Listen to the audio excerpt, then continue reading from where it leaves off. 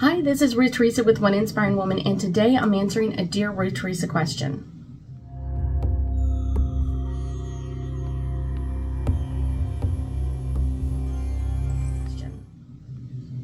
That's right, today I got a very interesting phone call from a client of mine, and she just finished going through a psychic class with me, and so she was very excited about doing the class and wanted to get some protective stones that she could wear around, you know, necklaces, bracelets, that sort of thing, to kind of keep her energy a little more protected than she had been in the past.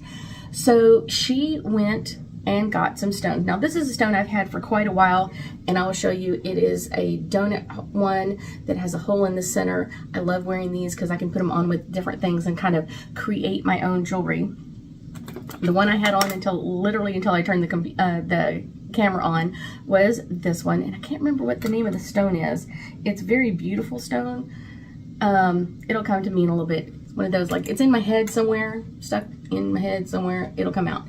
So one of the things is that she had gotten a stone, and she said when she got home, she was so excited about it at the store, she didn't really look into it.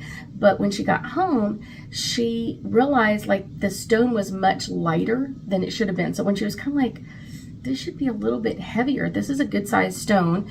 And I think it was more like this size stone, where it should have a little bit of weight to it. And so she kind of looked up like fake stones and that sort of thing. And that's when I got the phone call. She said, I went to a very popular store and picked up some stones, and she goes, like, a couple of them were really expensive, you know, like $160 to $90 for one stone. And then she goes, I get home and I'm like looking at them and, like, they just feel so lightweight.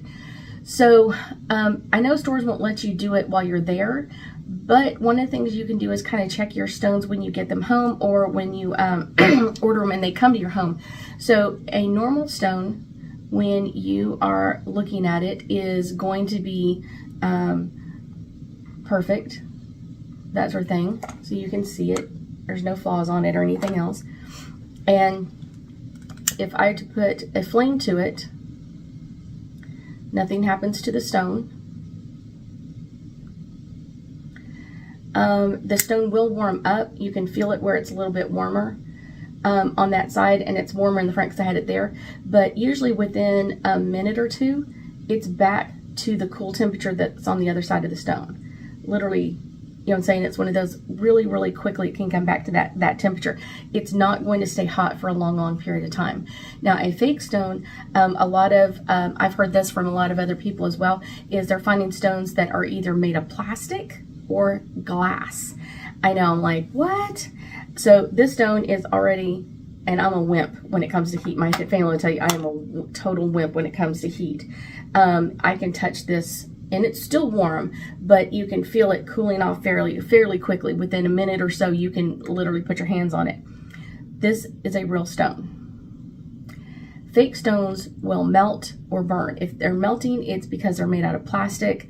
Sometimes they're even getting to the point where they're adding weight to it. They're actually adding metal fragments or kind of pieces in there, so it gives it a much better weight. But even this one. So this is my beautiful amethyst. I love this one. Keeping the fire on it. It's warm, but it's one of those, I can put my hand on it. It's going to cool back off to room temperature. Where I have my hand, this is going to be that temperature within another like 30 seconds or so. It's one of those, if they stay hot, that is telling you that it is a fake stone in some way, shape, or form. Stones are not going to hold on to the heat. They're going to release it very quickly. Completely released heat. So this is something really important to do when you order your stones. And asking the stores where you're at, who you're doing shopping with, if that's online, if it's in someone's shop or whatever else, asking them, are these stones real, or are they made out of plastic or glass? You have the right to know. You're paying sometimes, like I said, my clients spending like $160 something on one necklace, that's a lot of money, and you should be getting what you're paying for. And if you're paying for the real stone, you should be getting the real stone and not a fake one.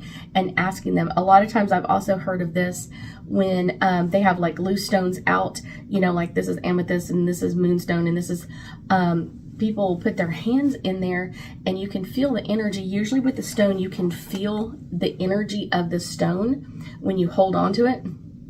But a lot of times places like that or locations have so much energy in the store, it's really difficult to kind of hold on to that, to kind of like, you're kind of like, am I feeling the stone or am I feeling the store?